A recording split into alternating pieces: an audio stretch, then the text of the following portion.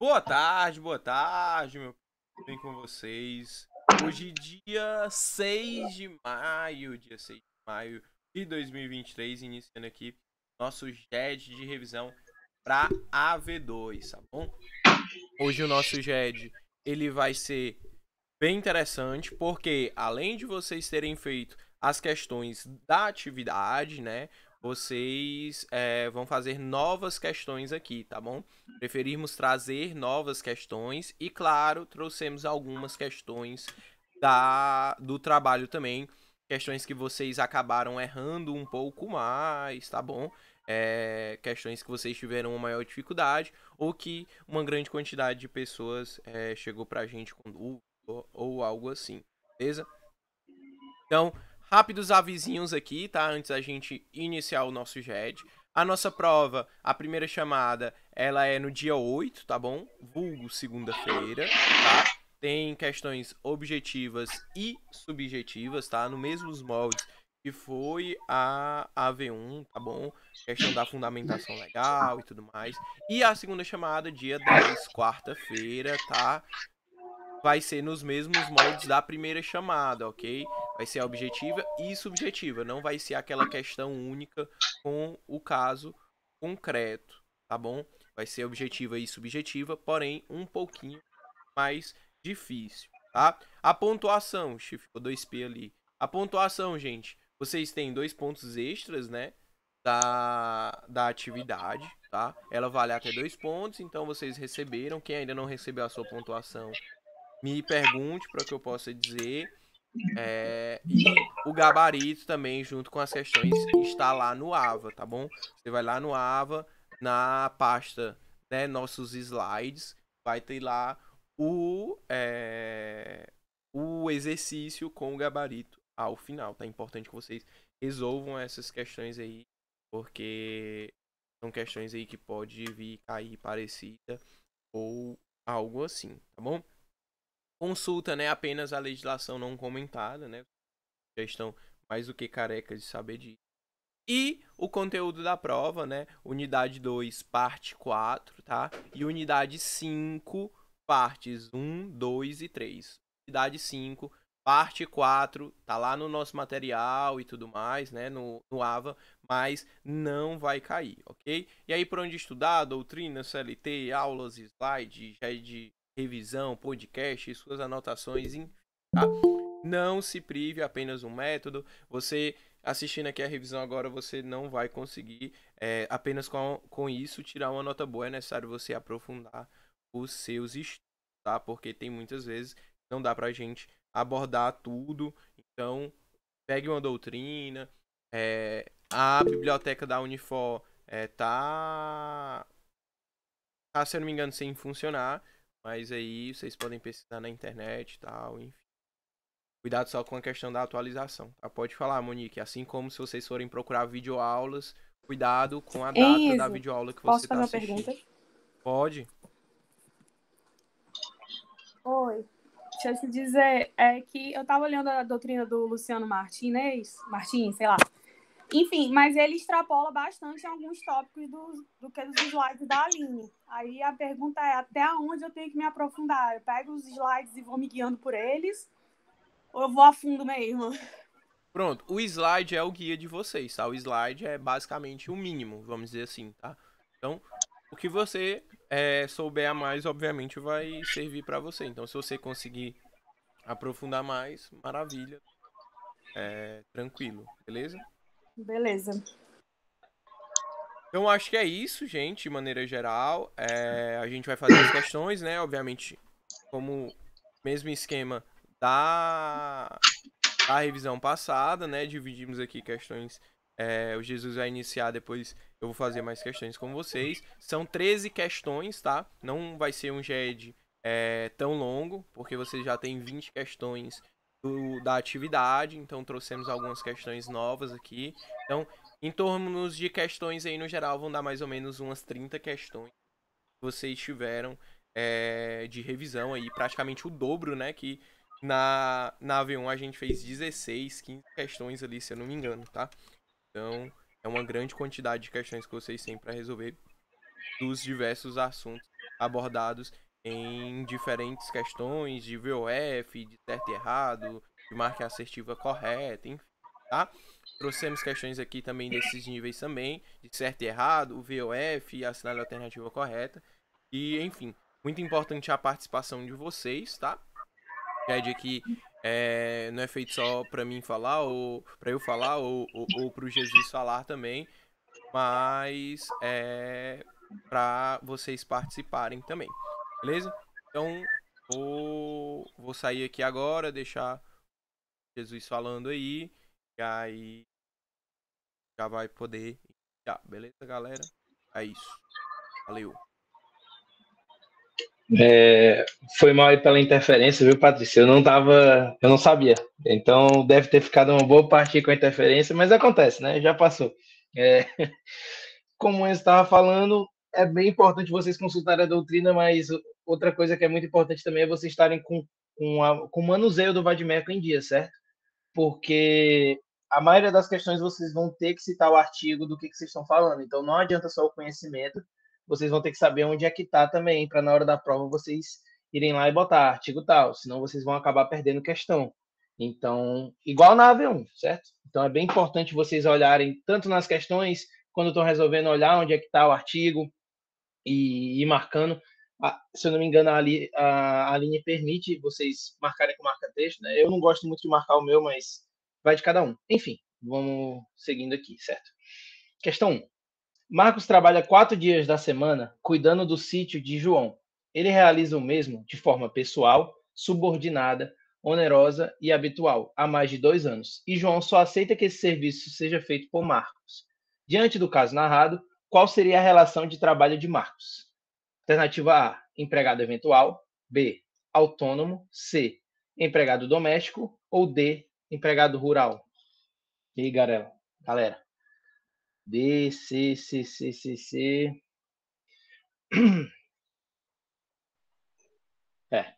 Doméstico. Doméstico, exatamente. Empregado doméstico, letra C seria a resposta correta, certo? Alguém tem alguma dúvida quanto a isso? O que diferencia, né? Vou logo explicar e alguém, se tiver alguma dúvida, fala depois, certo? Como a questão está dizendo que ele trabalha cuidando do sítio, né? E que é mais de 2 dias na semana, né? Que ele trabalha 4, e dá todos os outros elementos do shopping, ele se encaixa como empregado doméstico. Isso daqui normalmente é usado para pegadinha para a pessoa achar que é empregado rural, certo? Vou logo dar o bizu para vocês. Então, geralmente as pessoas erram pensando na D. É uma pegadinha mesmo, só que nesse caso aqui, como ele trabalha de empregado doméstico. A linha até dá outros exemplos de outros tipos de empregado doméstico que a pessoa nem pensa que é, mas, por exemplo, um motorista, mesmo que seja um motorista de um helicóptero teu, ele vai acabar sendo um teu empregado doméstico se ele atender a esses requisitos. Pode falar, viu, Giovana? Boa tarde. Na doutrina que eu tinha visto. Tá lembrando de ouvir? Tô ouvindo. Aqueles empregadores que estão previstos no artigo 2º, parágrafo 1º, profissionais liberais e tal, aí eu vi na doutrina que eles diziam que eles vão ser empregadores normais, assim, sem ser urbanos, rurais, no caso. Aí eu queria saber se, tipo, eles sempre vão ser considerados urbanos por eles não terem por não trabalharem em área rural, os empregadores. Mas se, tipo, ele trabalhar em área rural, mas não trabalhar com agronegócio, essas coisas, os empregados deles vão ser urbanos. Sim, se ele trabalhar em área rural e o trabalho dele não for com coisa rural, ele não é um empregador rural, ele é um empregador normal. Os empregados vão ser empregados normais também. É exatamente isso. Porque eu queria confirmar, porque na doutrina, é porque eu não achei mais depois de procurar, eu só tinha notado a dúvida. Porque ele dizia, tipo, generalizando, dizendo que eles vão ser sempre, tipo, urbanos. Mas aí eu quis perguntar, mas... Sim, eles sempre serão urbanos. O rural, ele tem que ter a atividade rural, certo? É justamente o que você disse. Você está completamente certo. Acho que é por causa da finalidade da área que eles atuam, né? Tipo, profissionais liberais e tal. Acho que é isso. Não necessariamente tem a ver com liberal ou algo do tipo. É porque para o cara ser empregado rural, o empregador tem que ser um empregador rural, entendeu? É basicamente isso. Na verdade, existe exceção também, mas você pode ir mais ou menos com essa lógica. A atividade que ele está exercendo tem que ser com uma atividade rural, com finalidade rural, entendeu? Até aquele exemplo. Existem outras exceções, se você quiser eu posso explicar agora ou depois também, se você preferir, não sei. Não, vocês sabem aí, vocês acharem que dá certo. É que assim, existem casos onde a pessoa está trabalhando com trabalho rural, né? E, por exemplo, a Fábio Castel, né? Eu gosto de dar esse exemplo porque a professora deu e colou muito na minha cabeça. Ela corta árvore, né? Uma das partes do trabalho dela é esse, e ela também, só que o objetivo dela é vender lápis, certo? Então ela não é um empregador rural. Só que, ao mesmo tempo, ela tem sim empregados rurais, que são as pessoas que estão lá cortando a madeira ou a pessoa que está reflorestando depois, certo? Então seria meio que uma exceção. Não sei se você me entende. Eu acho que eu vi isso aí, sobre que é o negócio da matéria-prima. Até eles não modificarem a matéria-prima, vai ser rural, mas quando eles passam a modificar, não é mais. Exatamente. Eu li sobre isso. Tá, obrigada. Nada. Quem tiver dúvida pode falar no microfone, não precisa levantar a mão nem nada do tipo não, viu? Que a Patrícia aí levantou, pode falar. Alô? Eu caí ou ninguém tá falando? Não, eu tô te ouvindo. Não, tá me ouvindo, né? Tá aí. Tá. Não, é porque tá com a mão levantada, eu falei para falar e eu fiquei com dúvida, vai que tivesse caído, né? Pois então, quem tiver dúvida pode abrir o microfone, eu vou entender que a pessoa levantou a mão e já foi respondida a dúvida, certo? Tá dando para me escutar? Agora tá. Beleza. Agora tá. Eu queria saber se eu poderia associar uma palavra-chave do empregado doméstico com cuidado. Essa palavra-chave, assim, cuidado, eu poderia não, ao empregado doméstico. Porque assim, nesse caso aí, eu marcaria a letra D, por conta do sítio, né? Cuidando do sítio. Mas se eu fosse associar a palavra-chave doméstico do cuidado da casa, cuidado do sítio. Não, é como eu estava dando um exemplo antes, certo?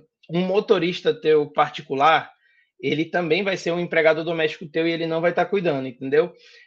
O que você tem que pensar é que tem que atender os requisitos do shopping, certo? Tem que ser mais de 2 dias na semana e a atividade dele não é uma atividade que vai gerar lucro para a pessoa, entendeu? Então, por exemplo, quando a tua empregada doméstica lá limpa a tua casa, ela não está te gerando lucro. Quando o teu motorista te leva para algum lugar, tu não está gerando lucro com isso. Então, seriam esses os requisitos, certo? Esse último pegou... entendi. Perfeito, obrigada. Show. Tinha mais alguma outra pessoa que tinha levantado a mão? Pode falar.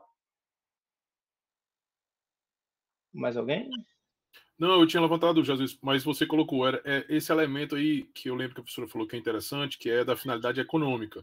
Quer dizer, não pode ter a finalidade econômica. Então, por exemplo, se o Marcos ele cuida do sítio do João, porque o João coloca o sítio no Airbnb e fatura em cima do sítio do Airbnb, nesse caso, o Marcos ele tá tendo uma atividade que não seria empregado doméstico. Exatamente. Uma finalidade econômica. Agora, se é para o sítio só para uso do João, né? Ele não utiliza com a finalidade econômica, e aí compreendido todos os outros elementos do shopping, aí sim seria empregado doméstico. Era esse elemento só que eu ia adicionar, mas a colega colocou muito bem. Eu acho que é um elemento que diferencia bastante, porque às vezes, eu lembro que o professor deu até um exemplo de uma pessoa que tem característica de empregada doméstica, mas fazia brigadeiro para vender, por exemplo, entendeu? Aí não é. Aí não seria empregado doméstico, entendeu? Exatamente. É um ponto que pode ser casquinha de banana numa questão. Exatamente.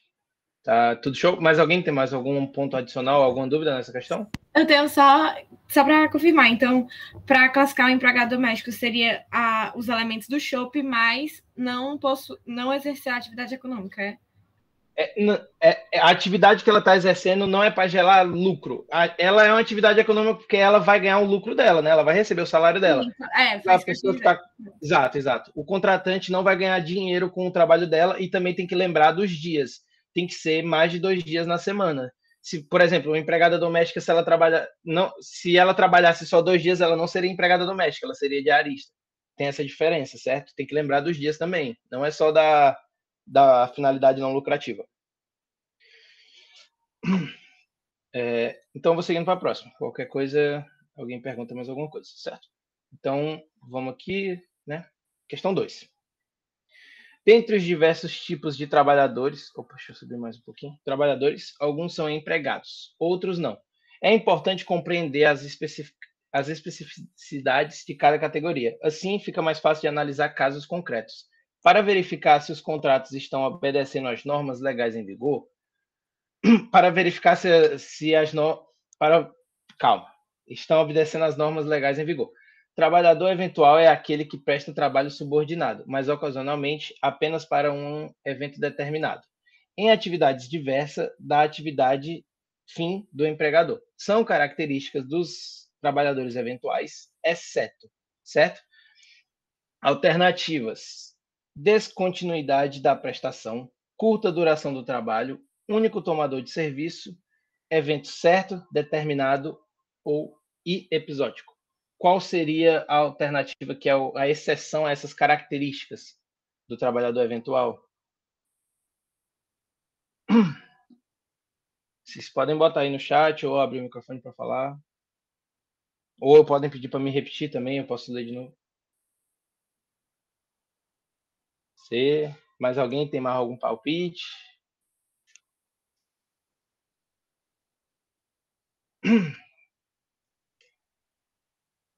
Assim, tá certa. A Giovana tá certa, é a letra C.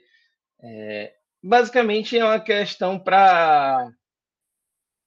assim, pode confundir vocês na parte do único tomador, né? Basicamente ele está falando que só é contratado de uma pessoa, né? Mas isso não é uma característica do trabalhador eventual, certo? Não é a característica do trabalho eventual você ser só contratado por uma pessoa.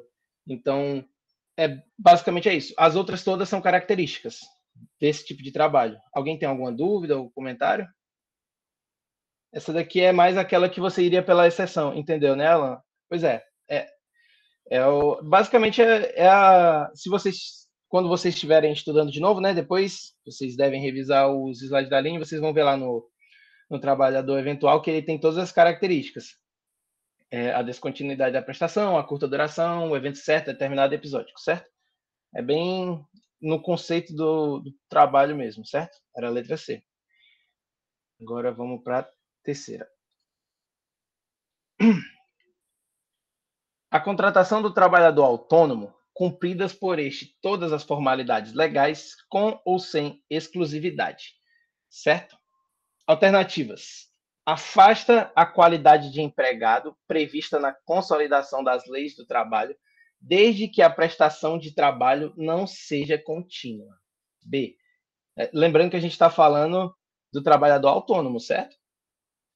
Afasta a qualidade de empregado prevista na consolidação das leis do trabalho, carecendo de relevância o fato da prestação de trabalho ser contínua ou não. C. Impede qualquer discussão acerca dos princípios da primazia da realidade em face de fraudes perpetuadas. D. Afasta a qualidade de empregado prevista na consolidação da CLT, vamos falar para ir mais rápido, né? Desde que não se trate da atividade principal do tomador de serviços, e afasta a qualidade de empregado prevista na CLT, uma vez que há absoluta presunção de que não se trata de trabalho subordinado juridicamente. Qual seria a letra que vocês marcariam? B. Exatamente. Letra B. Resposta certa. Nessa daqui, eu acho que o que faria as pessoas caírem é elas confundirem, né? O trabalhador autônomo com o próprio trabalho eventual, né? Que a gente estava falando antes. Não... Hã? Lê o item B, por favor, que eu não consigo ver aqui. Eu vou ler, mas eu vou ler e lembrando, a gente vai enviar isso aqui para vocês depois, certo? Então vocês vão ter acesso bem direitinho. Afasta a qualidade de empregado prevista na CLT, carecendo de relevância o fato da prestação do trabalho ser contínua ou não. Não importa. Para ele ser um trabalhador autônomo. Entendi, exato, entendi. Certo. Show. Lembrando que o trabalhador autônomo, né, tá na palavra, é aquele que não tem a subordinação, né? O elemento que não tem nele é a subordinação. Se ele tivesse subordinação, aí ele não seria autônomo. Eu acho que seria para enganar mais nesse ponto, né? Vamos aqui. Questão 4. Sobre a prescrição de créditos trabalhistas, assinale a alternativa correta. Terminada a relação de emprego, o empregado tem até 2 anos para ingressar com ação trabalhista. B. Terminada a relação do emprego, o empregado tem 5 anos para propor reclamação trabalhista. C. No curso da relação do emprego, caso seja interposta reclamação trabalhista, o período atingido pela prescrição corresponde aos 2 anos anteriores à propositura da ação. E D. O prazo prescricional das ações contra créditos resultantes das relações de emprego é de 2 anos para trabalhadores urbanos até o limite de 5 anos da extinção do contrato de trabalho. E aí, o que vocês marcariam nessa daqui?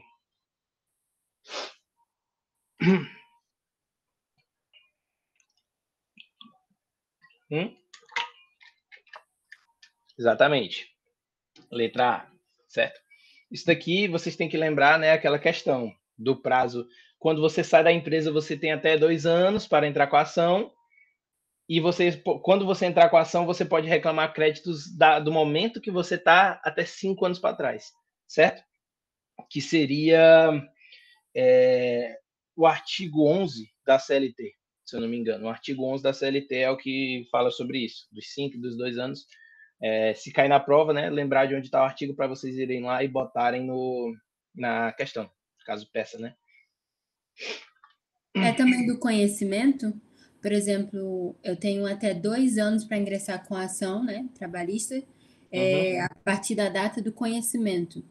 Não, Ou a partir da data que você saiu da empresa. Quando Beleza. você foi demitido, você tem 2 anos.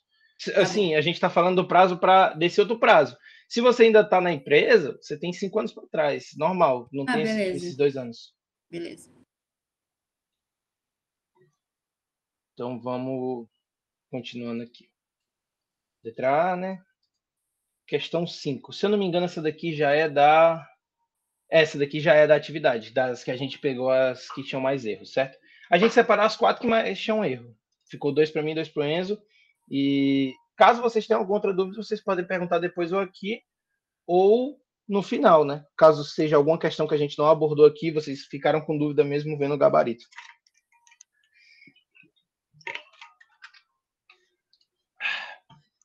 Vamos aqui. Eita, ia fechando aqui.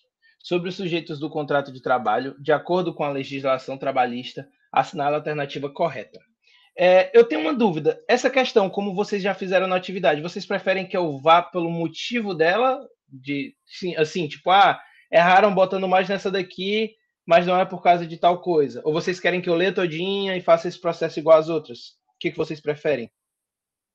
Vai direto assim? No motivo. Eu prefiro no motivo. Motivo? Certo.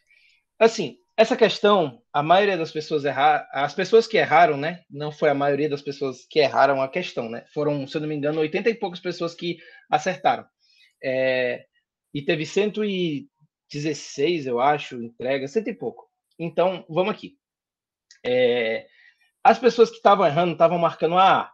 O que torna a A errada? É isso daqui, ó. Considera-se empregado toda pessoa física ou jurídica. Não existe empregado que é pessoa jurídica, certo? Um dos elementos do SHOP é ser pessoa física.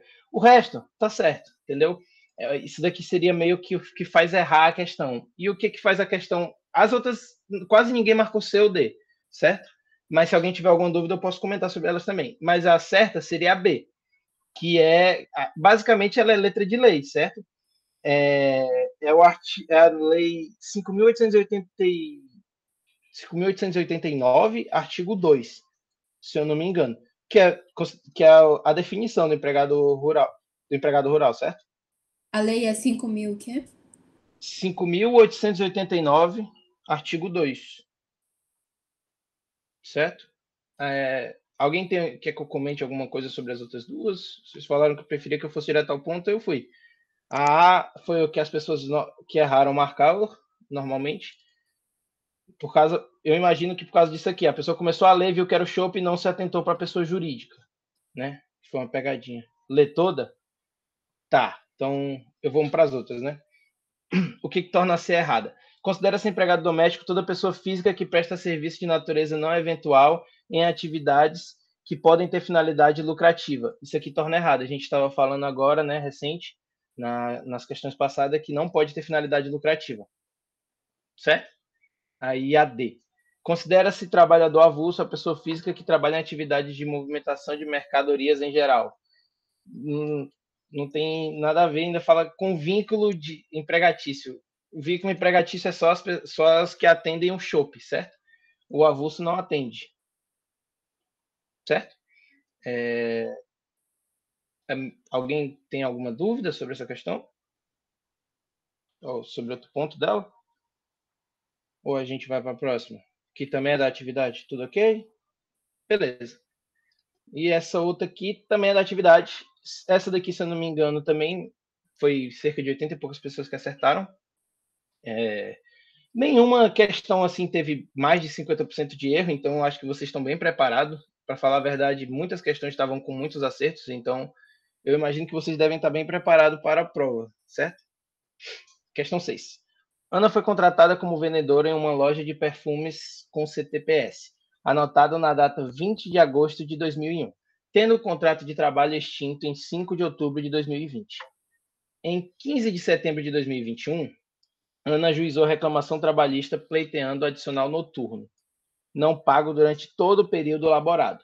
Neste caso, quanto à prescrição, conforme a previsão constitucional e seletista, vamos ver as letras, certo? Essa daqui, como eu já li tudo, eu vou fazer e vocês dizem aí a letra que vocês acham que é, certo?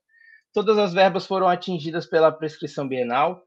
Apenas as verbas anteriores à data de 15 de 9 de 2016 estão prescritas.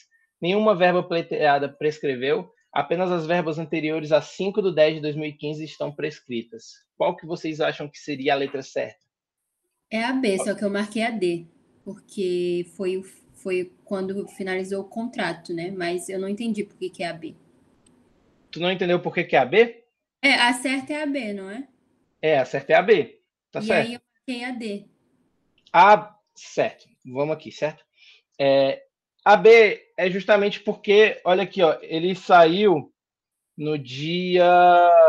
Ele ajuizou o processo no dia 15, certo? Dia 15 de setembro de 2021. Quando ele ajuizou, ele tem esse prazo de pegar todos os direitos dele de 5 anos para trás, que era o que a gente estava comentando antes. Entendeu? Não é a data que ele saiu, o prazo que a gente olha é o prazo de prescrever o direito dele de pleitear, que é os 2 anos. Então, ele saiu em 5 de outubro de 2020, em 5 de outubro de 2022, dali depois ele não pode mais entrar com a ação. Agora, quando ele estando antes dessa data, ele pode pegar dos 5 anos para trás de onde ele está pedindo.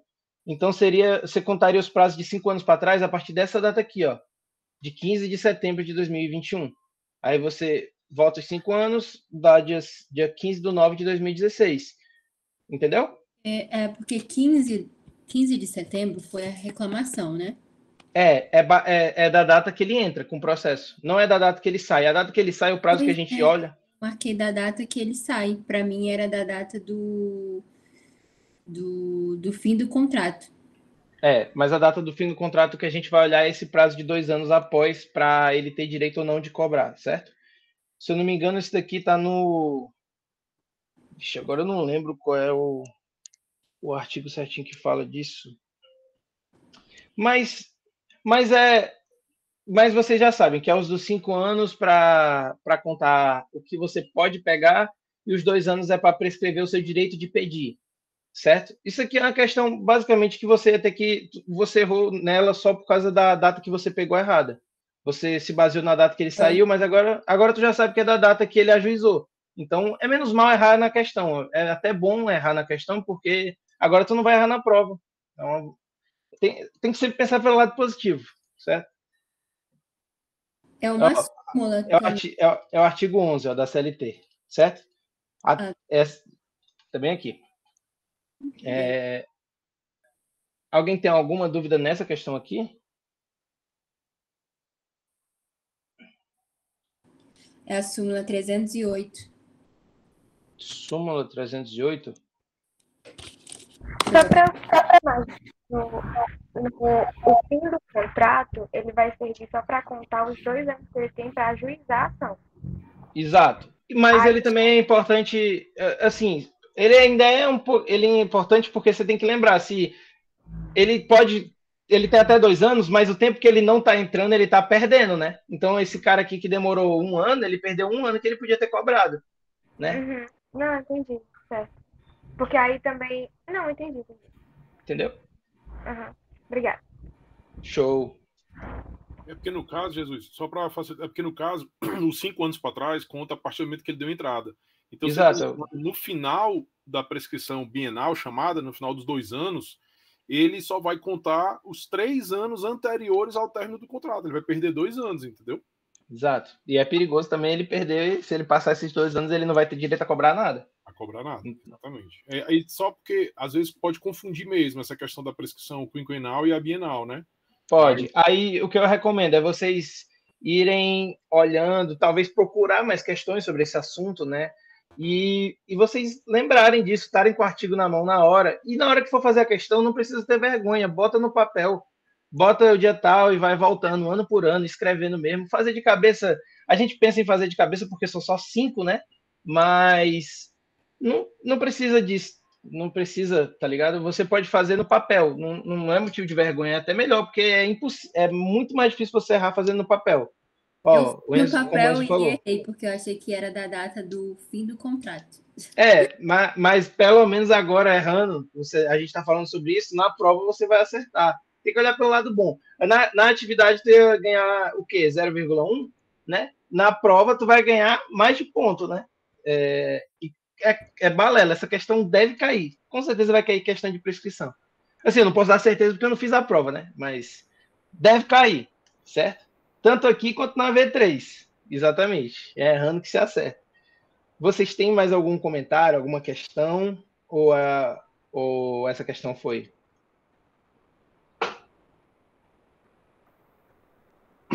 Acho que foi, né? Daqui para frente, o Enzo que vai. Aí são mais 7 questões, 2 das que vocês mais erraram, e mais 5 que ele fez especialmente para essa atividade, certo? Não, eu que agradeço. E lembrando, gente, se vocês tiverem alguma dúvida, vocês podem perguntar para mim e para o Enzo no privado, caso tenham vergonha de falar aqui. Só lembrando também de não perguntar para a gente domingo de noite, que a gente também tem nossas provas, a gente também dorme. Na última vez antes da prova, domingo, 11 horas da noite, estavam perguntando coisa para mim. Eu respondi, eu estava acordado na hora, mas não é certeza que a gente vai responder. A gente não tem como garantir que a gente vai estar acordado nem com cabeça para responder também, porque a gente pode estar com muito sono, entendeu? Então, é importante vocês estudarem logo agora e perguntar para a gente, entendeu? Mas é isso.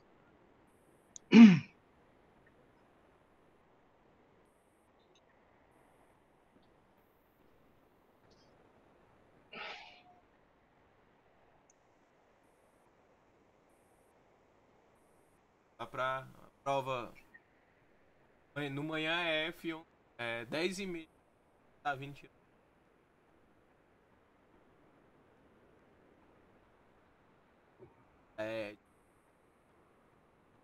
Aqui com a questão, mas erraram, tá? Vou até pegar aqui, existe um dado, né? Um dado interessante, tá? Nós tivemos 113 respostas, tá? E aí a média da pontuação, se não me engano, ficou em 17, tá? 17 acertos. Então aí a média total das questões, das questões acertadas foram 17. Bem, tá? Pois acontece. É o que a gente comentou aqui, né? Tá aqui é pra errar na pontuação. A pontuação é extra. Problema. Só pegar aqui o dado que existe aqui.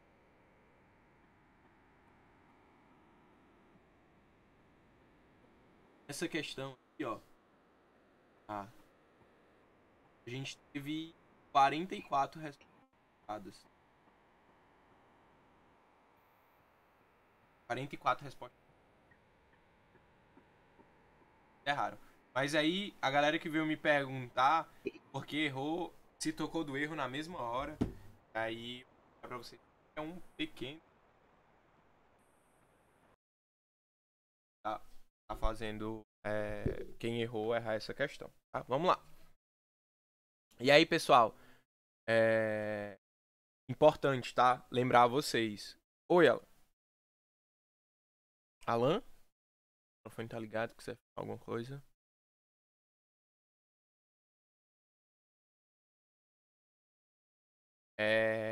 Vocês, essas questões que a gente passou aí no exercício e as questões que a gente coloca aqui, são questões de colegiado, são questões de concurso, são questões aí que vocês estão fazendo e estão mandando muito bem. E estão fazendo questões difíceis, tá? É porque vocês não sabem, a gente faz uma adaptaçãozinha ou outra, mas vocês estão fazendo questões gigantes aí, tá? Então essa aqui, ó. Harvey Specter e Mike Ross são sócios em sociedade empresária do ramo de fabricação e venda de ternos. Mike, contudo, decide sair da empresa, razão pela qual aliena a totalidade de sua cota para a Harvey. A averbação da alteração do contrato social da empresa na junta comercial ocorre dia 2 de fevereiro de 2018. Em março de 2020, uma funcionária na empresa, Dona, ajuiza reclamação trabalhista, pleiteando diversas verbas nos anos de 2017, 2018, 2019 e 2020, com base na CLT.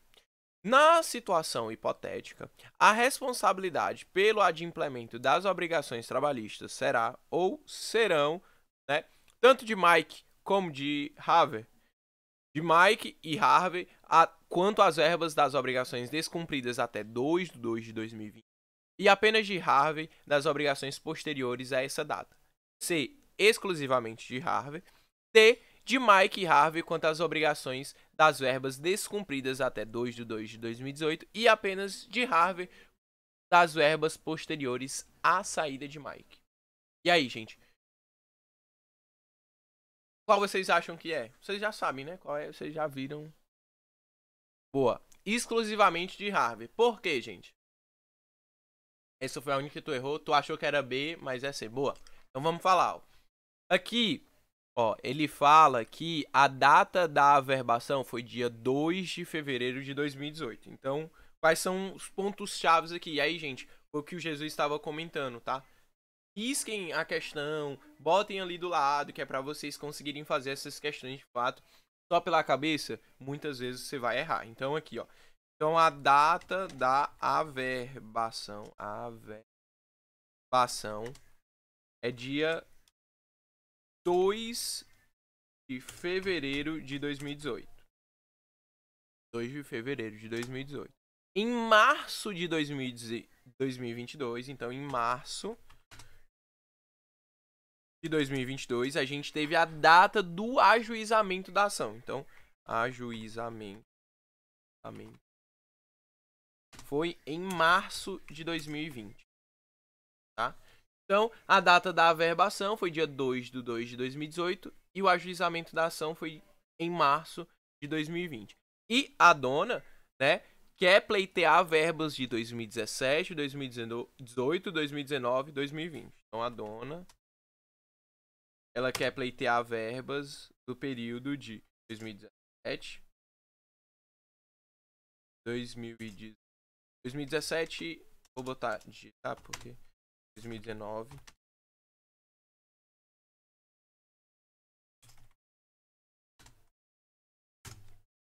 Esse período, gente, que eu coloquei aqui pra vocês, que a Dona tá querendo pleitear 2017, 2018, 2020. Para essa questão aqui, exatamente, ele não serve de absolutamente nada, tá? Ele não serve de absolutamente nada. Serviria se tivesse tratando a respeito de prescrição ou de prescrição trabalhista. Porque, eu não tenho a data que Dona saiu da empresa. Se eu não tenho a data que a dona saiu da empresa, como que eu vou contar os 2 anos para ver se ela tá dentro da prescrição, né, do direito de pleitear a ação? E aí para depois eu contar os 5 anos. Não tem como eu fazer essa contagem da prescrição, tá? Então, esse 2017, 2018, 2019, 2020 é simplesmente para poder confundir mesmo, tá? Vocês olharem e falarem, nossa, tem aqui 4 anos, tá dentro do prazo e tal, pá, tá ok na prescrição. Mas a questão não forneceu nenhuma data de saída da empresa. Então, como que você pode saber se ajuizamento da ação está dentro do prazo ou não? Tá? Então, você não tem como verificar isso. Então, numa questão fechada, é necessário vocês verificarem se de fato faz sentido isso. Numa questão aberta, isso pode ser colocado e você pode responder dessa maneira, tipo, que caso, né, o ajuizamento tenha ocorrido dentro dos 2 anos e tal, enfim. Mas nesse caso ele não nos forneceu esse dado, então, tipo, não é algo que a gente consegue afirmar com essa clareza e, principalmente, o que a questão está sendo cobrada, de fato, é outra coisa, é a questão da responsabilidade do sócio retirante. E a gente vai entrar agora, só a Patrícia falar antes. Pode falar, Patrícia.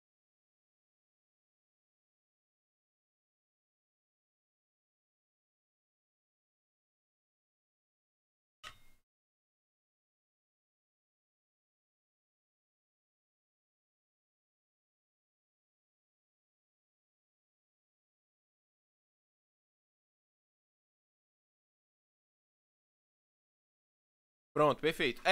Ele é responsável pela obrigação de 2017, porém 2 anos após a averbação. Ele é responsável, vamos supor que o Mike ficou como sócio da empresa de... Aqui, ó, vamos sei lá, a empresa abriu nos anos 2000, tá? De 2000 a 2017, a 2018, né? Vou botar aqui a data, tá? Então, de 2000 a 2018, sim, Mike é responsável, sim, pelas obrigações trabalhistas dessa empresa. Porém, a pessoa tem até... Ele vai responder até 2 anos posteriores à averbação do contrato social. Então, você tem que contar da averbação 2 anos. E aí, se tiver passado desses 2 anos, não responde mais. Então, ele saiu em 2/2 de 2018. E o ajuizamento, quer dizer, a averbação, né, foi em 2/2 de 2018. E o ajuizamento foi no mês 3 de 2020. Logo, passou os 2 anos. Se passou os 2 anos, não responde mais, tá? Beleza?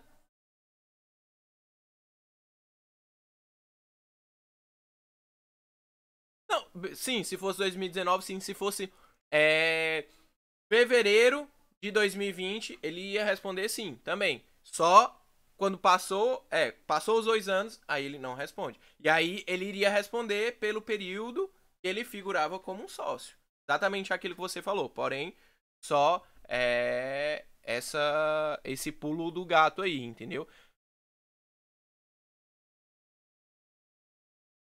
É o que é, exatamente. A questão faz isso de propósito mesmo. Oi, pera aí, só um minuto. Que a Letícia tava com a mão levantada antes. Só um minuto, tá, Valdeliane?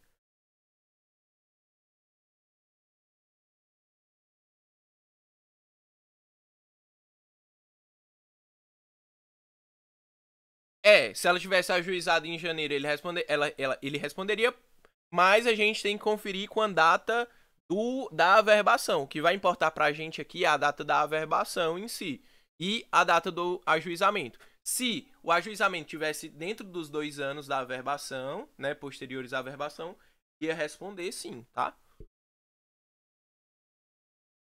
Vai, Valdeliane, pode falar.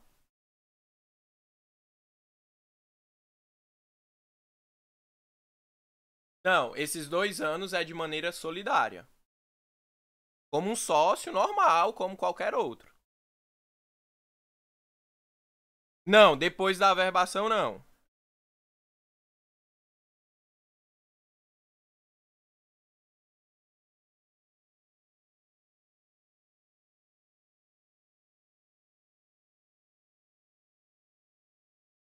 Isso. No período em que ele já se retirou. Foi mal, entendi como se ele ainda estivesse na empresa. Foi mal.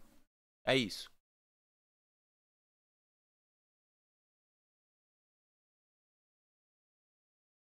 Exatamente. Exatamente. É isso. Perfeito?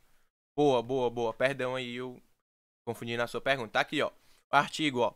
10A, ó, lá da CLT. O sócio retirante responde subsidiariamente pelas obrigações trabalhistas da sociedade relativas ao período em que figurou como sócio, somente em ações ajuizadas até 2 anos depois de averbada a modificação do contrato, observada a seguinte ordem de preferência. Primeiro a empresa devedora, depois os sócios atuais e, por fim, os sócios retirantes. E aí, gente, o que é que vocês precisam se ligar?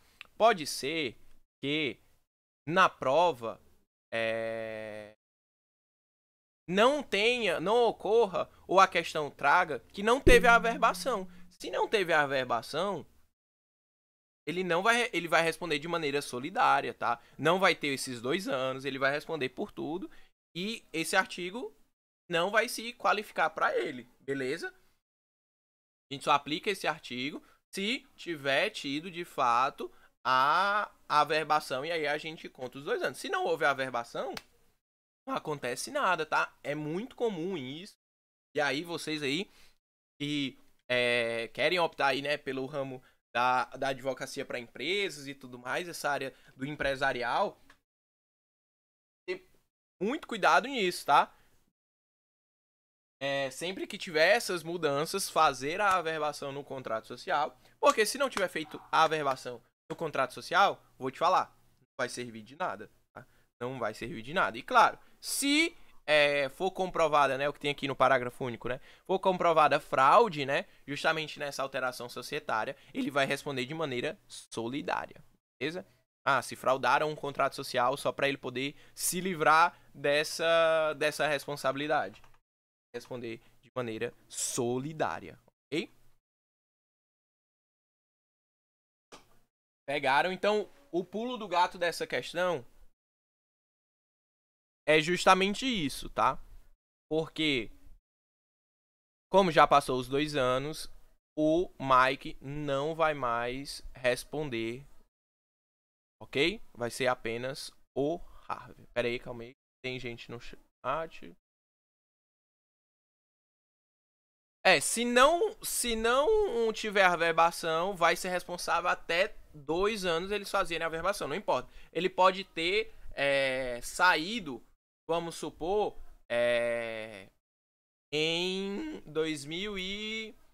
sei lá, ele saiu em 2018 aqui, 2018. Mas não averbaram o contrato na época, tá? E a averbação só foi ocorrer em 2022. Por exemplo, em 2022. De 2022... conta os 2 anos, tá? Entendeu, Patrícia?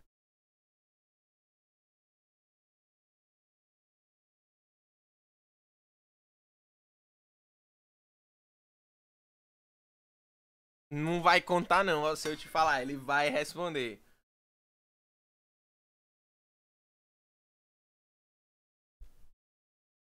Pode ser que no caso concreto, mas assim, vou te falar, é difícil, vai ser difícil ele conseguir comprovar de fato que não exercia. É muito, muito comum o sócio retirante, né? Quando não fazem a averbação, ele responde com gosto também, viu? Assim como os outros. Exatamente. Exatamente. Ó, e aí, o caso concreto aqui, por exemplo, tá? Já te passar a palavra, tá, Viviane? Quando eu era estagiário, né, lá da Justiça do Trabalho, a gente precisava se atentar muito a isso, porque a gente recebia a consulta da JUSEC, né, do quadro societário, e se tivesse essa questão da averbação, a gente observava justamente essa questão dos 2 anos ou não. Se não tivesse, né, os 2 anos, a gente encaixava o sócio lá como já como parte do processo e tudo mais. Se já tivesse os 2 anos, aí a gente esquecia, deixava ele de lado, porque enfim, já prescreveu. Mas o que realmente acontece na vida real? Não averbam. E aí, quando não averbam, não tem jeito, é mais difícil. Deu pra responder aí a Viviane e a Laurinha por que a B tá errada. Laurinha, a B tá errada porque... Cadê?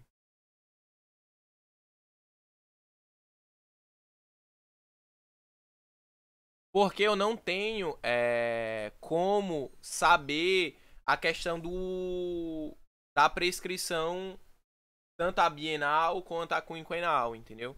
Não tenho como afirmar se de fato obedeceu isso, entendeu?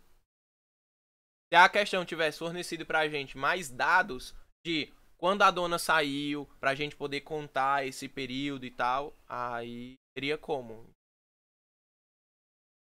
Mas como a questão não forneceu, a questão não tá querendo aqui da gente prescrição. A questão que tá querendo da gente o sócio retirante mesmo, tá? Mas pode ser que na prova cobre os dois. E aí vocês precisam justamente anotar. Eu sempre faço assim. Eu grifo que tá sendo colocado assim de importante e anoto. Tipo, saiu finalização do contrato, data tal. Ajuizamento da ação, data tal. Já observe se tem 2 anos, tal. E aí eu vou fazendo essas comparações. Eu faço assim, mais ou menos. E se atentem, só um minuto, Raquel. Se for uma resposta, por exemplo, de escrever, muito importante que vocês coloquem as datas, tá? Tipo, uma questão dessas de prescrição, né? Ele pode pleitear direitos trabalhistas. Sim, tal. Tá, beleza, pode pleitear, mas quantos anos de direito trabalhista ele pode pleitear? Aí você vai lá e conta os 5 anos, entendeu? É importante que vocês coloquem essas datas, esses períodos na prova de vocês, senão vocês não vão ganhar a pontuação da questão completa. Tá? Se duvidar, nem ganham a pontuação. Vai, pode falar, Raquel.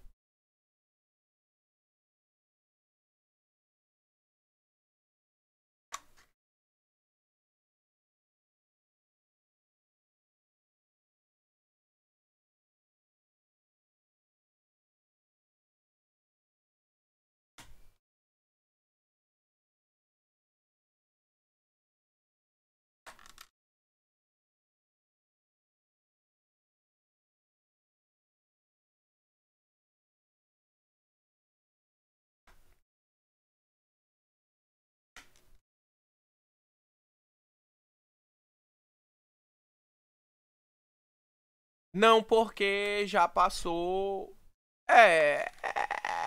Foi o que eu disse. Como não nos dá prazos relacionados ali a data da finalização do contrato e tal, eu não tenho como saber se esse período pode estar dentro disso. Hein? E aí não dá pra gente precisar ao certo, que seria AB. Pode falar, Paulo.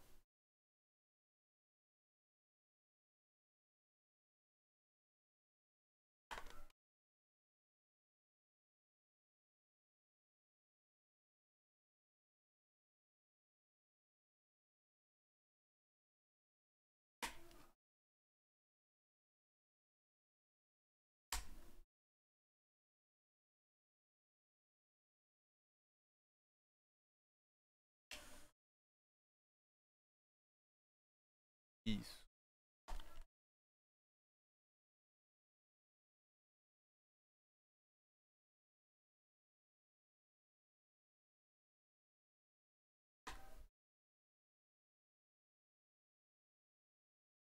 Perfeito.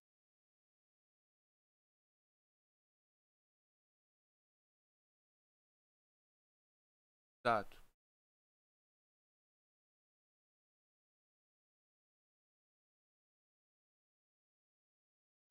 Exato. Se ela tivesse ajuizado em 2/2/2020, como tá aí, que o item traz, né? Que o item traz descumpridas até esse período. Se ela tivesse ajuizado nesse período, ele iria responder porque estava dentro do prazo. Se passou o prazo, ele já não responde mais, assim, independente se tava dentro do período ou se não tava das obrigações, entendeu? Se passou do prazo, ele já não responde por nada mais.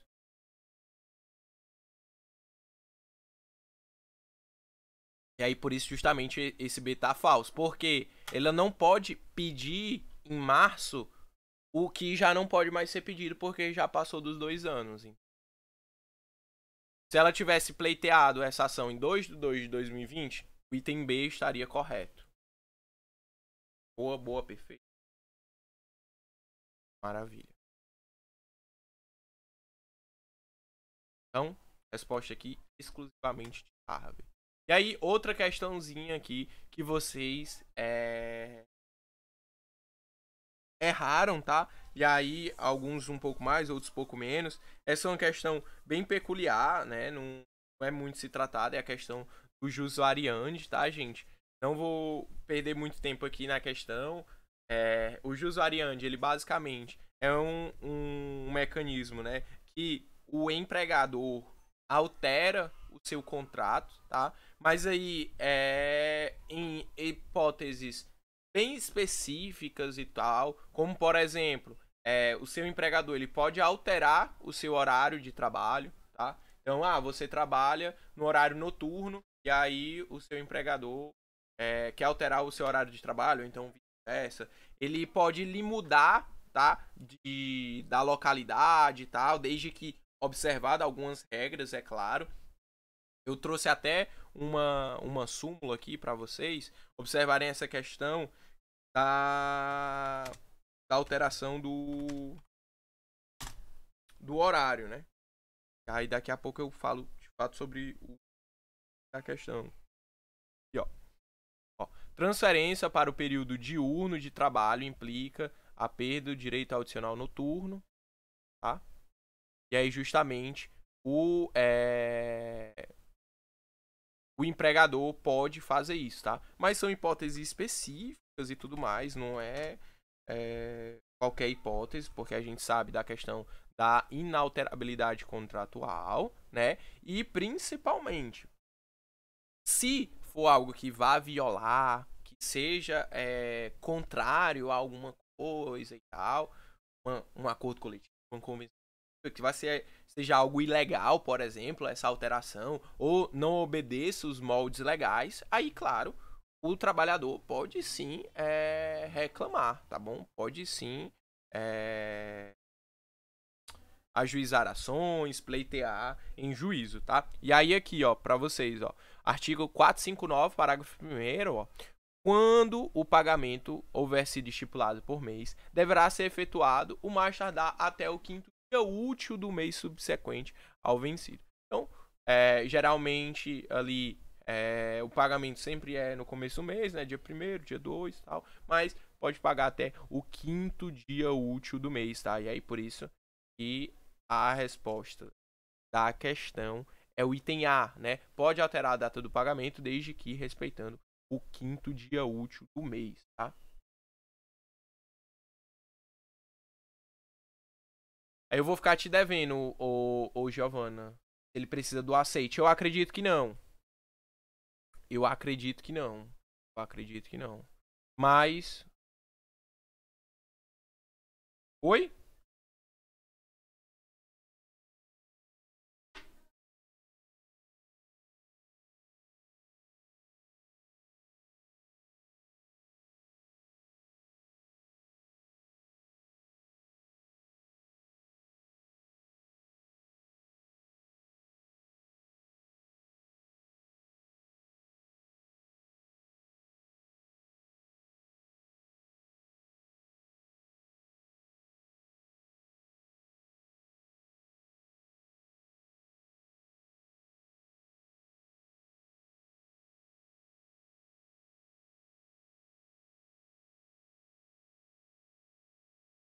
Eu de fato... eu de fato acredito que não precisa. Aí eu...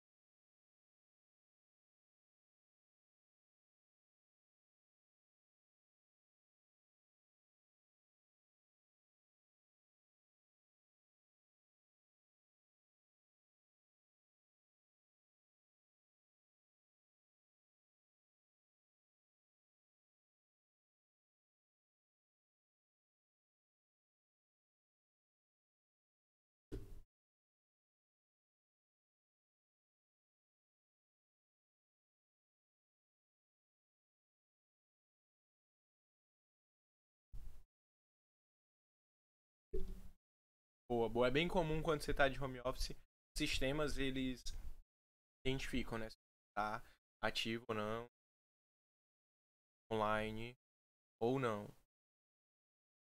A questão das câmeras e tal, vocês precisam ficar ligados, porque pode ser que seja dentro do ambiente de trabalho, de fato, da empresa e tal, e aí a gente tem que lembrar que é possível, né? Desde que não seja usuários, banheiros. Exatamente.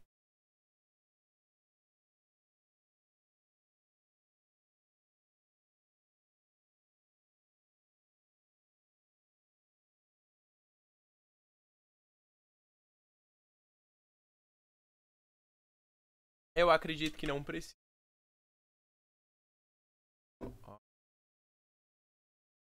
Exatamente. Na prática, o empregador sempre. O B é autorizado o rebaixamento funcional, né? O rebaixamento funcional é você reduzir, né? Ser diminuído o seu salário. A gente precisa lembrar lá do princípio que a gente inicia, né? Lá no comecinho. E seu salário, né? Ele não pode ser, tá? Desde que salvo, né? Claro, convenções coletivas, né? Como por exemplo na pandemia, alguns salários de algumas categorias foram reduzidos, mas aí em situações específicas, com os sindicatos na negociação, não individualmente. Então, não é autorizado que você está aqui num cargo e aí você seja rebaixado, tá? Obviamente, né, se for questão de comissão e tudo mais, aí isso não integra, né, o seu salário, isso não incorpora ao seu salário, e aí não tem nenhum problema, como por exemplo, né, a questão de adicionais e tal, por exemplo, professor que trabalha no CD Noite, né, tem uma aula ali no CD Noite, ele vai ter o adicional noturno, mas pode ser que no próximo semestre ele não tenha turma no CD Noite ali, então ele não tem um adicional noturno. Não vai ser algo que vai incorporar o salário, né? Vai ser sempre algo volátil. Beleza? Perfeito? Show. E aí, questãozinha aqui do policial militar, tá? Questãozinha batida, tá? Em alguma das provas aí, primeira e segunda chamada do manhã F, noite AB, noite CD, vai ter uma questão policial militar, tá? Pode ter certeza. É muito, muito, muito comum ter questão do policial militar na colegiada, na prova da monitoria, e quem se interessar em fazer enfim, tá? Pode ter certeza que você vai se deparar em alguma vez na sua vida com a questão do policial militar, tá? Então, Amarildo, policial militar, trabalhava para a empresa Boliche e Cia como agente de segurança nos horários em que não estava a serviço da corporação militar. Na referida empresa, Amarildo cumpria expressamente as ordens emanadas da direção, recebia um salário mensal e trabalhava de forma contínua, ininterrupta, todas as vezes que não estava escalado na corporação. Considerando a situação apresentada, assinale a alternativa correta. Qual item vocês marcariam, gente?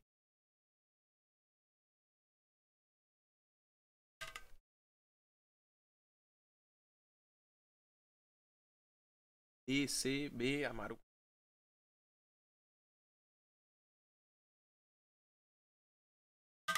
Já Caroline já tá fazendo a prova da Aline. Botou B, Fundamentação Legal, súmula 386. Exatamente, gente. É legítimo o reconhecimento da relação entre Amarildo e a empresa Boliches, independente de eventual cabimento de penalidade disciplinar prevista no Estatuto do Policial Militar, súmula 386 do TST. Vamos só ver aqui rapidinho essa súmula. Se tiver essa questão na prova e vocês errarem, dá um cascudo.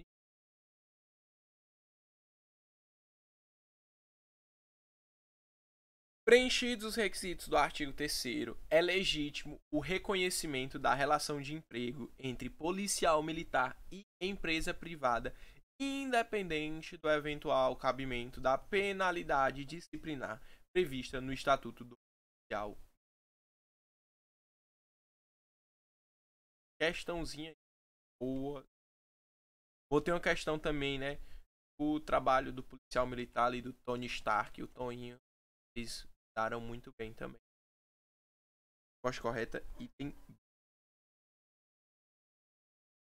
Resposta, agora aqui, 10ª questão, gente. A 10ª eu queria fazer com vocês item por item, tá? A gente faz item por item e aí, no final, vocês vão anotando aí qual a ordem, né? Pra gente poder ver aqui. Beleza? Então aqui, ó, marque VOF, né? Com relação ao conceito de empregado, conceito de empregador e grupo econômico. Então, 3 coisas básicas aí que você precisa saber pela prova. Geralmente isso aí tá sempre ali nos primeiros artigos da CLT. Vamos verificar aqui. As instituições sem fins lucrativos não podem ser consideradas como empregadoras, pois a ausência de objetivo de lucro retira o requisito da onerosidade de contrato de trabalho. E aí, gente, verdadeiro ou falso? Falso, falso, falso, falso, falso. Falso, beleza. Depois a gente vou mostrar para vocês as fundamentações das questões, beleza? Então, primeira falso. Entre as empresas que integram o grupo econômico, a responsabilidade solidária pelas obrigações decorrentes da relação de emprego. Verdadeiro ou falso? E aí? Verdadeiro, verdadeiro, verdadeiro. Vou anotando aqui a ordem, tá? Então, por enquanto tá F.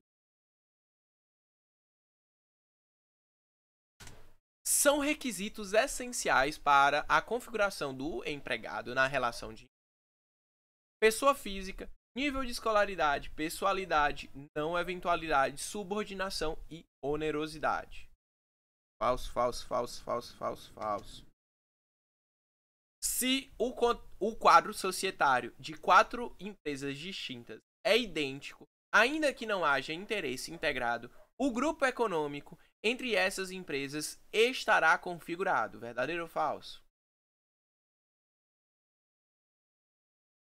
Patrícia botou V. Aí. Valdeliane botou F, F, F. Ó, vamos ver aqui. Eu vou considerar o V da Patrícia aqui e vou botar o F, tá? Pode haver distinções relativas à espécie de e a condição de trabalhador entre o trabalho intelectual, técnico e manual. Verdadeiro ou falso?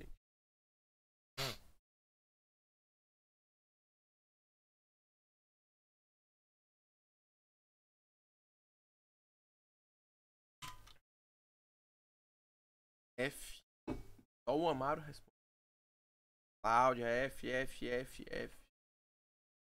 Então, a ordem, né, é F, B, F, aí VOF, né, que teve essa dúvida, e F. F, VF, F, V. Então, gabarito até agora, item A, tá? Vocês estão falando, o gabarito adequado seria o item A. V, ou F, B, F, F, F. Tem 1, 2, 3, 4, 5. Só tem 4 itens, né? Só tem. E agora aqui? E agora isso. Faz de conta que o A tem um mais um F aqui. Deixa eu botar um mais um F aqui no A.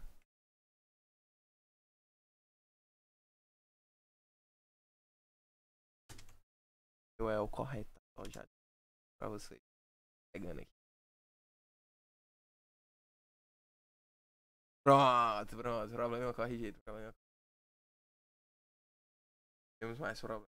Então, item correto pelo que vocês botaram é F, F, V, F, F, F, tá? Vamos agora item por item, fundamentação por fundamentação, tá? Então aqui, ó, as instituições sem fins lucrativos não podem ser consideradas como empregadoras, pois a ausência de objetivo de lucro retira o requisito da onerosidade do contrato de trabalho. Então, vamos lá pro artigo 2º.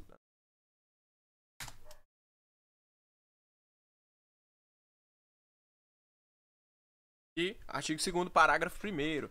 Equiparam-se ao empregador, para os efeitos exclusivos da relação de emprego, os profissionais liberais, as instituições de beneficência,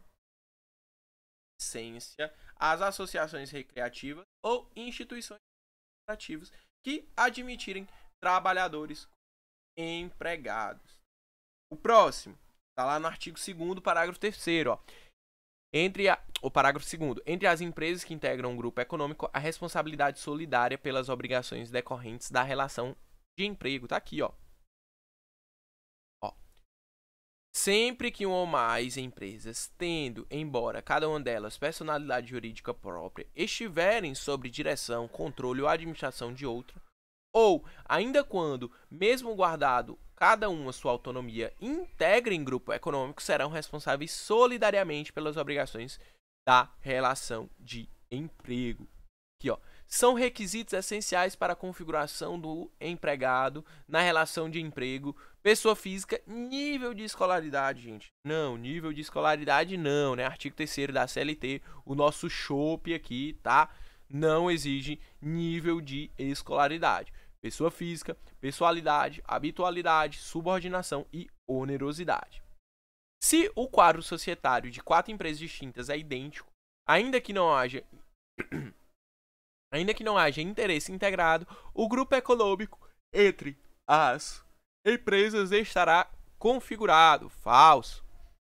Não caracteriza grupo econômico a mera identidade do sócio, sendo necessária para a configuração do grupo a demonstração do interesse integrado, a efetiva comunhão de interesses e a atuação conjunta das empresas dele integrantes. E aí, por fim, isso, parágrafo 3º do artigo 2º da CLT.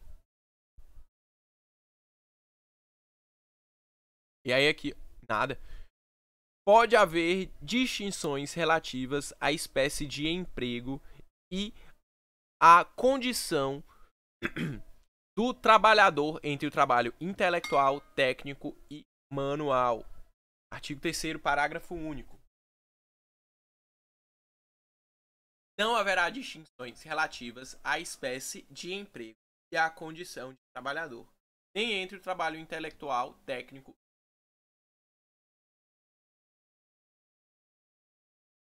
Show? Beleza, vocês foram muito bem nessa questão aqui, tá? Uma questão dessa, gente, como que a Aline pode cobrar? Ela pode cobrar desse jeito aqui, como a gente colocou, ou ela pode cobrar item por item desse, pedindo a fundamentação legal e a gente tendo que colocar se é verdadeiro ou falso, tá? Por isso que eu mostro a fundamentação legal ali pra você. Outra questãozinha aqui, ó. Grupo econômico, responsabilidade e tal, novamente, ó. Carlos, professor de educação física e fisioterapeuta, trabalhou para a Academia Boa Forma S.A., que assinou sua CTPS. Cumpria a jornada de segunda a sexta-feira, das 7 às 16 horas, com 1 hora de intervalo para almoço.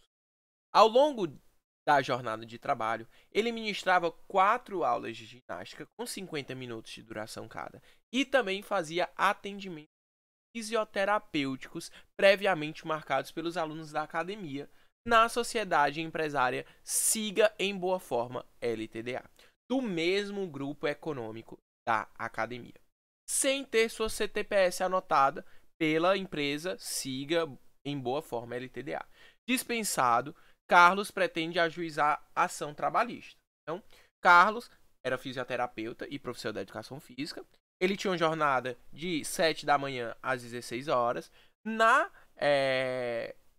A empresa, né, academia Boa Forma, assinou a sua CTPS. Ele ministrava 4 aulas na academia e nos intervalos ele fazia atendimento de fisioterapia com os alunos da academia na sociedade empresária Siga em Boa Forma. Tá?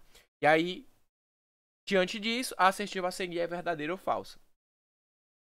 O caso gera a duplicidade de contratos de emprego, sendo as empresas responsáveis subsidiária pelos débitos trabalhistas. E aí, gente, o que vocês têm a me dizer? Verdadeiro ou falso?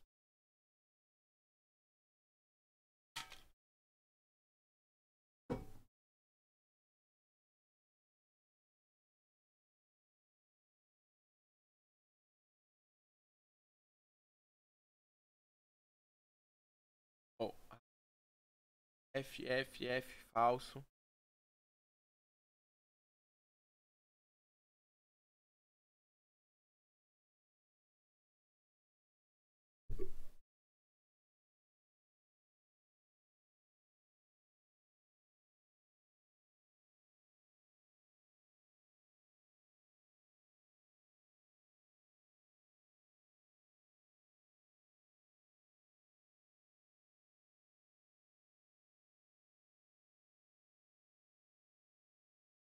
É solidariamente?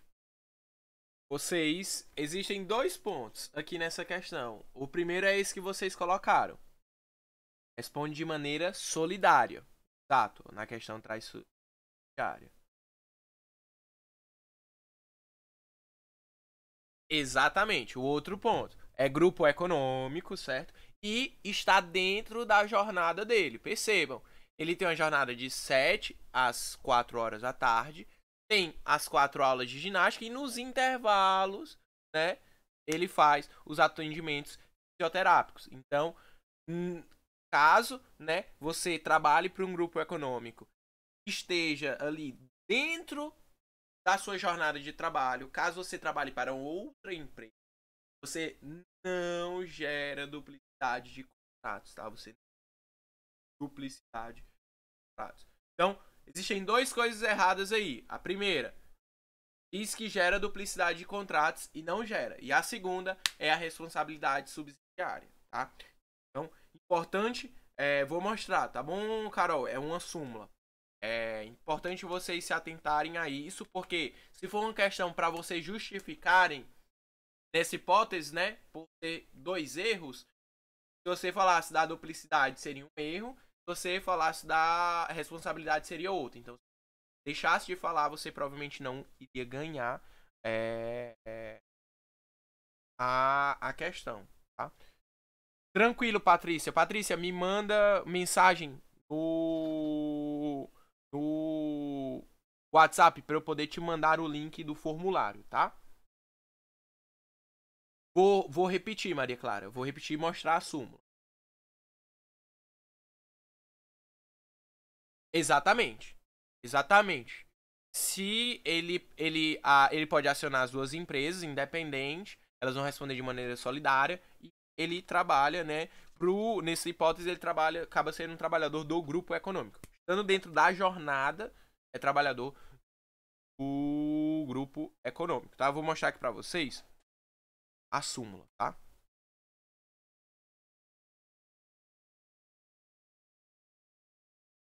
Aqui, ó, súmula 129 do TST.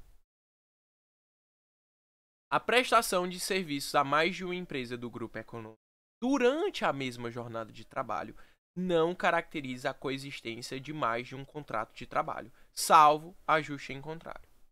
Então, súmula 129 responde essa parte. E claro, aqui, ó, a questão da responsabilidade, ó. Parágrafo 2º, lá do artigo 2º, ó, serão responsáveis solidariamente pelas obrigações decorrentes da relação de emprego. E aí, ó, uma pegadinha e, enfim, é uma curiosidade. Na prova da monitoria, teve uma questão sobre isso aí, né, sobre grupo econômico e tudo mais. Porém, ele não fazia as atividades na outra empresa do grupo econômico dentro da jornada de trabalho. Era em outra jornada. Então, ele, tipo, ficava de 7 a 6 uma empresa, sei lá, e aí depois, na outra empresa, ele fazia das 7 às outra hora, entendeu? Cumpria. Não era hora extra, eram 2 jornadas diferentes. Então, percebam isso, porque a súmula, ela traz pra gente, ó, durante a mesma jornada de trabalho, tá? E aí, provavelmente, nesse caso, né, pelo menos o que eu comentei aqui com vocês, né, foi considerado, né, que era outro vínculo empregatício. Por quê? Não só por isso, mas porque ultrapassava, né, as horas extras. Ele também não fazia uma jornada de pouquíssimas horas. Era uma jornada relativamente longa, né? E é aquilo. Você pode fazer quantas jornadas de trabalho você conseguir. Você não é obrigado a fazer apenas ter apenas um contrato de trabalho, né? Você pode ter 2, 3 aí, você sendo o MacGyver, conseguindo se virar, tá tudo certo. Viu? Vou trazer essa questão para vocês quando a gente for fazer a revisão da nossa colegiada. Que aí a gente já vai ter visto o conteúdo e tal, já dá para trazer questões maiores, mais sólidas, que vão exigir um pouco mais de você. Então, responderam aí corretamente, tá? A questão está falso.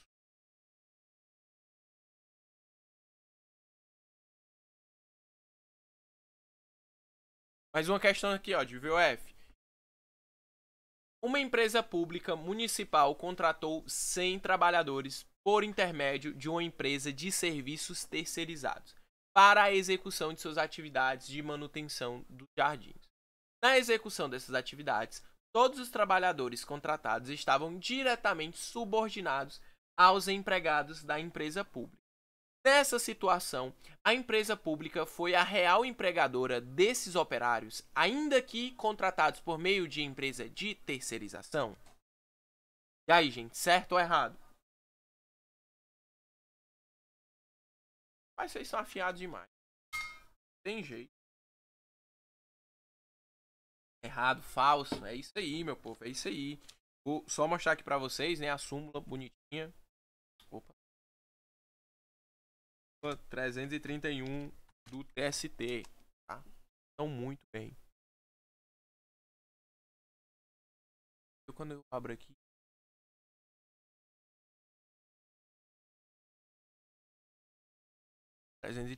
né, do contrato de prestação de serviço, ó.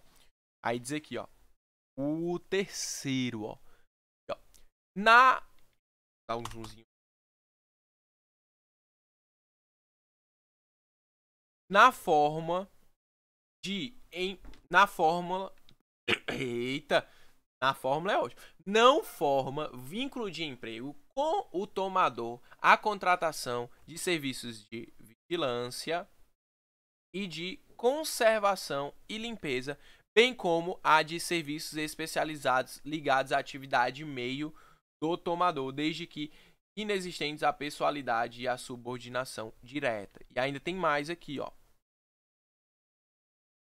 A gente pode, às vezes, né, querer achar porque diz aqui, ó, que tem a subordinação e tudo mais, mas a gente tem que se atentar a isso aqui, ó.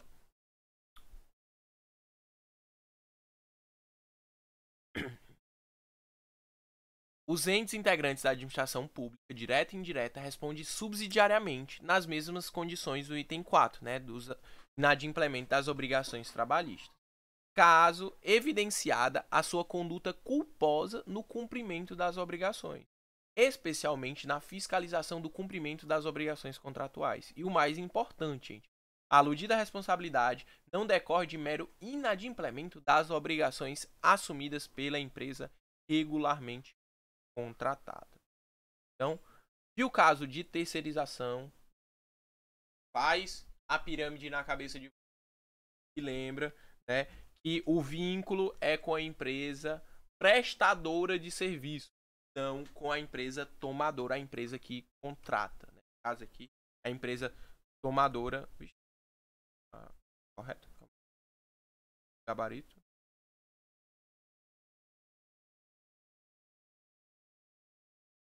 Caso aqui, a empresa tomadora, né, a administração pública, faz diferença nesse caso pra gente. Então, última questãozinha pra gente finalizar a nossa revisão de hoje, né? Marque V ou F aí, considerando os termos da CLT. Considera-se empregado toda pessoa física que prestar serviço de natureza não eventual a empregador sob dependência deste e mediante salário. E aí, verdadeiro ou falso, gente? Não, ô João. Só ali a CLT mesmo. Ou a súmula já estava suficiente. A lei sempre estabelece distinção entre o trabalho realizado no estabelecimento do empregador, o executado no domicílio do empregado e o realizado à distância. E verdadeiro ou falso?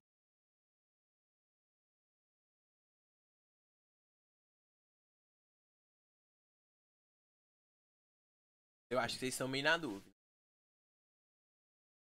Botaram o F. Vamos mostrar depois a fundamentação de cada uma, tá? Os meios telemáticos e informatizados, comando, controle e supervisão não se equiparam para fins de comunicação aos meios pessoais e direitos de comando, controle e supervisão do trabalho alheio. Aí, verdade ou falso? Falso. Boa, então o item que vocês marcariam é o item A, VFF. Vamos lá. O item 1, né? O item 1 está no artigo 3º da CLT. Considera-se empregado toda pessoa física que prestar serviço de natureza não eventual ao empregador sob dependência deste e mediante salário. Ipsis literi, né? O caput do artigo 3º da CLT. Ok? E aí, os outros dois estão aqui um pouco mais embaixo, no artigo 6º, né? Não se distingue entre o trabalho realizado no estabelecimento do empregado, o executado no domicílio do empregado e o realizado à distância, desde que sejam caracterizados os pressupostos da relação de emprego. E o parágrafo único é a fundamentação do inciso 3, né? Da afirmativa 3. Os meios telemáticos e informatizados de comando, controle e supervisão se equiparam para fins de subordinação jurídica aos meios pessoais e diretos de comando, controle e supervisão do trabalho alheio. Perfeito. Tranquilinho. Era. Eu fico com...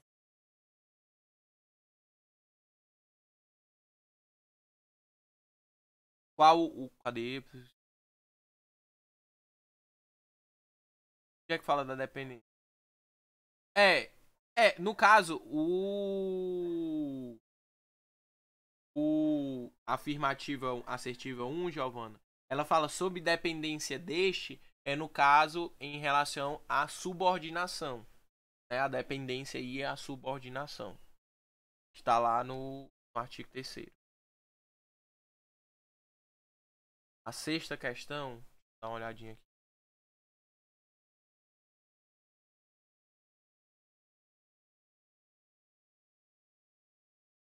Pronto, a sexta questão, ó. Boa. Ana foi contratada como vendedora de uma loja de perfumes com CTPS anotada na data de 20 de agosto de 2001. Então, vamos aqui entender aqui, ó. Então, a anotação da CTPS foi no dia de agosto é mês de 2000, a anotação da CTPS. Tendo o contrato de trabalho, tá produtivo esse já. Ó, tendo o contrato de trabalho se extinto em 5 de outubro de 2020. Então a extinção do contrato foi em 5/10 de 2020. Em 15 de setembro de 2021, Ana ajuizou reclamação trabalhista. Então o ajuizamento foi em 15 de setembro de 2021. Ana ajuizou reclamação trabalhista pleiteando adicional noturno não pago durante todo o período laborado. Nesse caso, quanto à prescrição, conforme a previsão constitucional e seletista. Então, ó, primeiro a gente precisa observar se ela está dentro da prescrição dos 2 anos, né? O ajuizamento da ação. Então, ela tem 2 anos após a extinção do contrato, já que o contrato foi extinto, né? Conta os 2 anos. Se o contrato não tivesse sido extinto, não conta os 2 anos. Então, o contrato foi extinto em 2020 e o ajuizamento foi ali em 2021. Então, está dentro dos 2 anos. Se está dentro dos 2 anos, a gente conta os 5 anos. Então, seria 2021, né? Então, 9, 2020. Aí. Vou copiar e colar aqui pra gente. 15/9/2020. Então, vamos voltar 5 anos. 15/9/2020. 9. 9.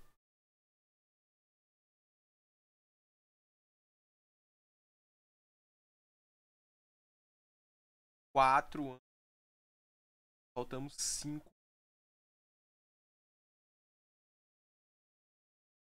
4.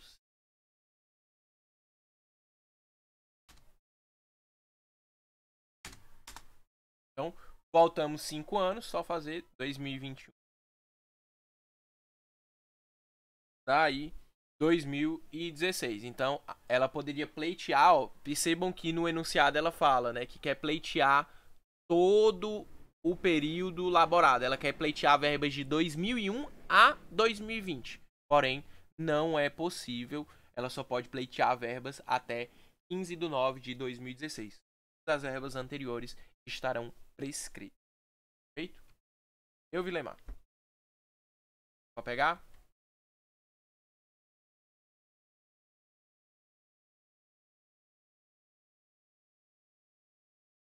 Isso. Um é o artigo 6º e o outro é o 6º parágrafo único. Giovana. Boa, Vilemar. Vai lá.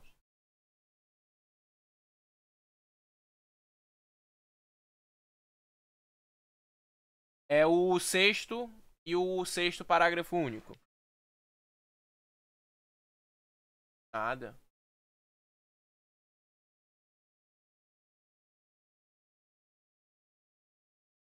Décima primeira, deixa eu ver aqui.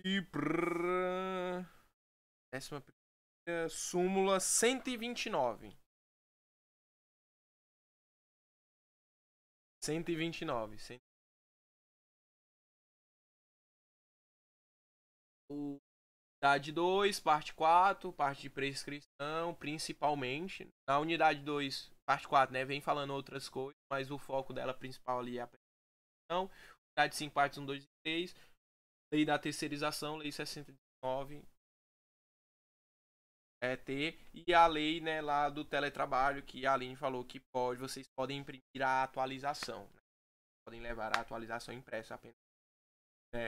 Exceção, a regra é não levar nada impresso. Perfeito? A lei do teletrabalho, a atualização da lei do teletrabalho. Podem levar impressa porque foi uma atualização em 2022. Tá? Se vocês não quiserem levar a atualização, pega lá o slide que está atualizado, pega a sua, faz o post, tá? Sem nenhum problema. Show! Então é isso, eu vou mandar aqui para vocês. Claro, rapidinho.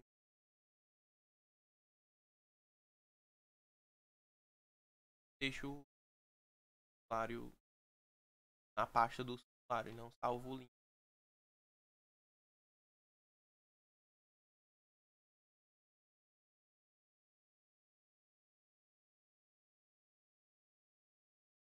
Gosto de mandar aquele.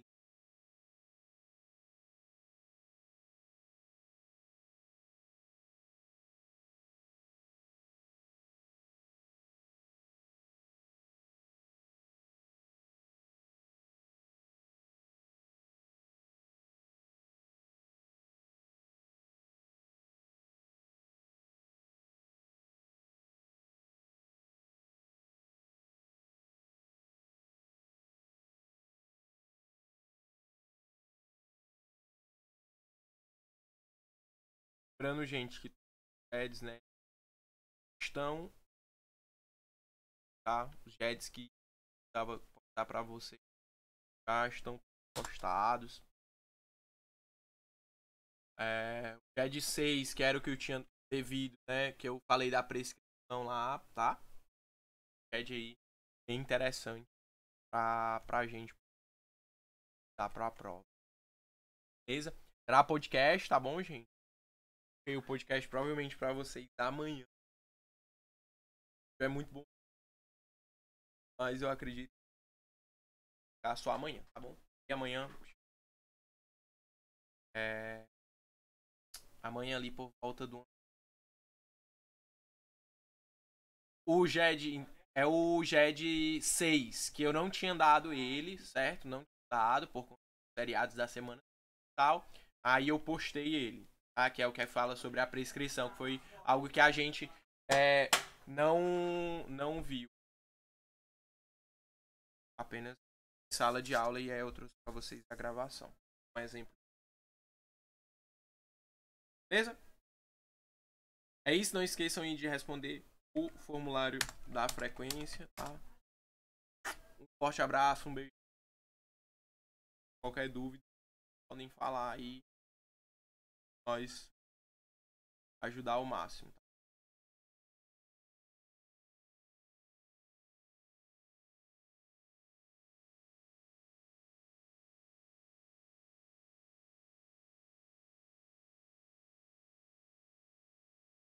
Germana, deixa eu só ver aqui. AV1 e AV2. Isso, AV1. A primeira e a segunda chamada, né? No caso, vão ser jeito. A segunda chamada vai ser um pouquinho mais difícil. Tá? Um pouquinho mais difícil. Mas vai ter subjetivo. E aí pode ser que uma tenha uma mais que a outra.